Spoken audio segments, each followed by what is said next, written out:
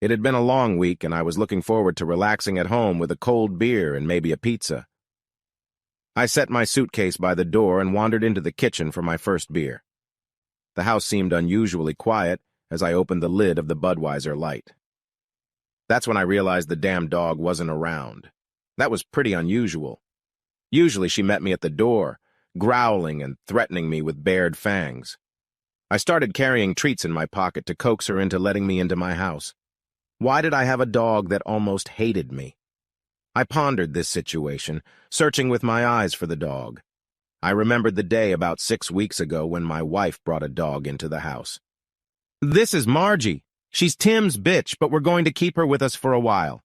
When you get to know her better, you'll realize she's actually cute," my loving wife insisted as the dog sniffed my leg. I suppose the obvious question is, why? If I wanted a dog, I would have gotten a Labrador, I muttered, kicking the dog to move it away from my ankle. "Margie, yee," my wife Margaret commanded as our guest clenched my calf rather hard with her teeth. At Margaret's command, she let go of me, but kept her muzzle uncomfortably close to my now bleeding calf.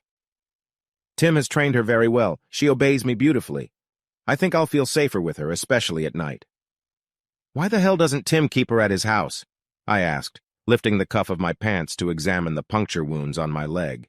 "I don't want that mutt staying here. She bit me, for God's sake." "She won't bother you if you're polite. Tim says pit bulls only got a bad reputation because of a few jerks who didn't train their dogs properly. He can't keep her at his place because he has an adult male dog." This morning he was about to get on Margie when Tim stopped him. He said it would be best to keep them separate until the bitch grows up. He'll decide when he feels Margie is ready.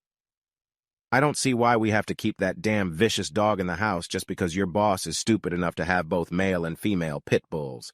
"Tell Tim I'm against it," I demanded. "Well, you kicked it, and Margie was on it so fast you didn't even realize it." Margaret grinned. "The dog stays. I promised Tim we'd take care of her." Thus began another reign of terror by another lousy bitch in my house. I had to be careful not to make any quick moves or get too close to my wife. The dog was watching me the whole time. She seemed to be waiting for me to stumble and give her an excuse to bite me. I was practically a prisoner in my own home. I took a sip of beer and looked all around the downstairs, but found no sign of the dog. My wife wasn't answering my calls either. When I got to the master bathroom, things began to clear up. The floor was covered in dried blood.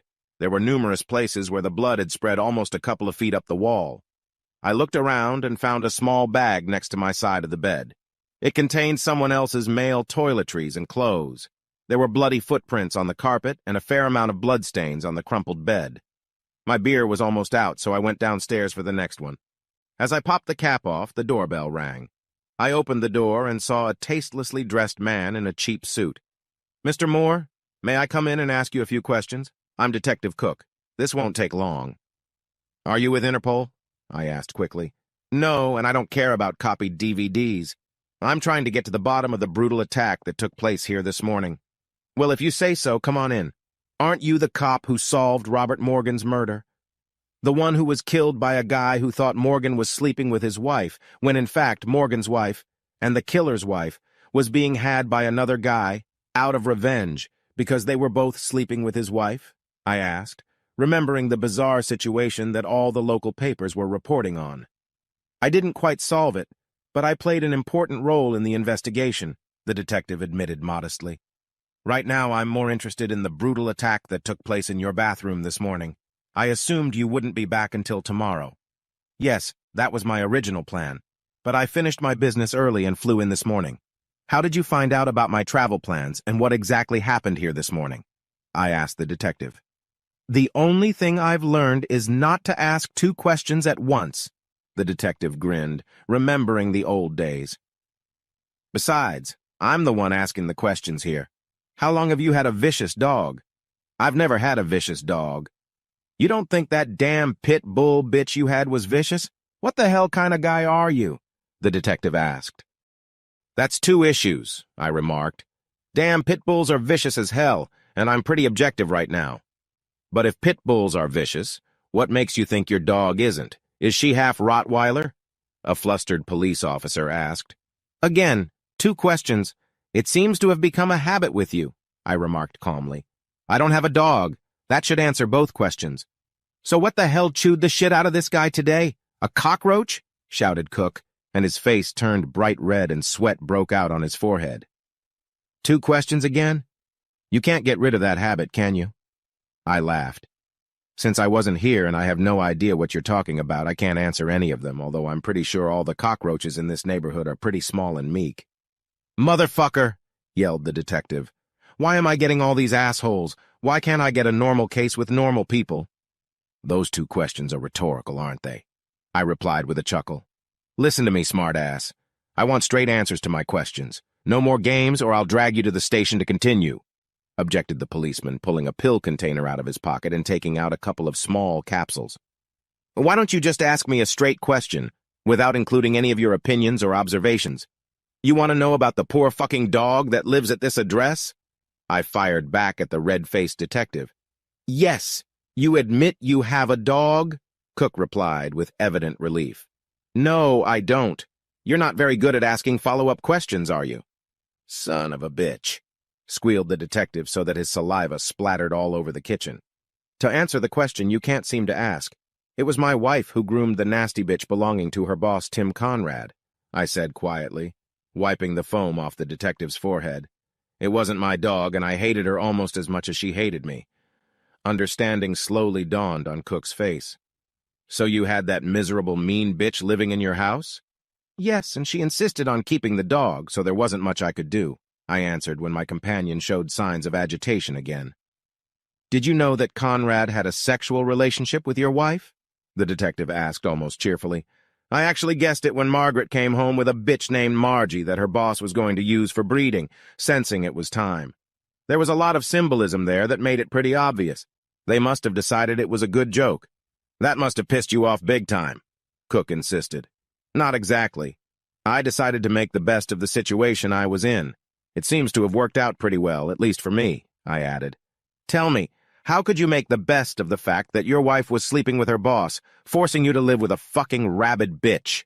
Demanded the burly detective. I quickly realized that the dog had no qualms about biting me. I also noticed that she sniffed my modest genitals every time I got out of the shower. This was a major source of anxiety for me. It also made me wonder, if the bitch was interested in my humble product, how would she react to a larger specimen? About 4 weeks ago, I bought a large box of wieners at Sam's Club. I took one of them with me in the shower under a towel so the dog wouldn't see it. Every time I got out of the shower, I held it up to my crotch, pretending it was Margie's big, real penis, each time snatching it in 2 bites. It became a habit we did every morning. I think the dog was starting to like me. Oh, shit. And what did your wife think of this training? Asked the squeamish detective. I always showered in the morning while she was still asleep, so she just didn't see anything. I was hoping to surprise her someday, I admitted. I bet you did. Did you happen to know that Mr. Conrad was gifted with an unusually large phallus? Not really, but I suspected it. The last few times I had carnal relations with my wife, it felt like Holland's Tunnel, I admitted with some embarrassment. Did it ever occur to you that if your wife has a lover, and if she leaves him overnight at her place, and he showers in your bathroom, and if the dog is around, the poor guy's wiener might be at risk? No, that never occurred to me, I replied innocently. Did it have anything to do with what happened this morning? Yeah, the dog bit off the guy's wiener and swallowed it. They killed the dog to get the guy's dick out, but it was too damaged to use. Now the dog is dead. The guy has a 5-inch penis, and your wife has been exposed as a cheater. What the hell do you think of that fucked up situation? I guess you already know the answer to that question, I replied with a hearty laugh.